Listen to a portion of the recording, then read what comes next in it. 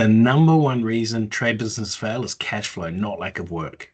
Most traders are busy. The problem is they don't know what their business costs every hour. And if you don't know that number, you're guessing your prices. Here's the simple formula. Total cost divided by total chargeable hours. Total cost means everything. Wages, rent, even the cost of your assets to use. Now, that's not the purchase price.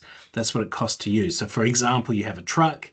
Every 5 years you want to change it. It costs you 50 grand for the new secondhand truck, whatever it is. You get a trade-in for 20,000, that leaves you 30,000 over 5 years. That's 6,000 a year that needs to be added to the cost.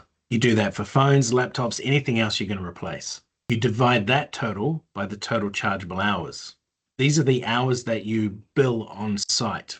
You bill to your clients. It's not total hours worked, it's the hours billed. And if you don't know what that number, if you're not tracking it, you really should be tracking it. But if you're not tracking it, what you can do is take your total revenue, divide by your charge out rate to get to your number of hours. Once you have your hourly cost, you compare that to your charge out rate. If you're not making 20% profit, you're going to have a problem scaling. And if your cost is roughly the same or even higher than your hourly rate, then you're going backwards and you've got a big problem. Comment hours if you want some help to work this out.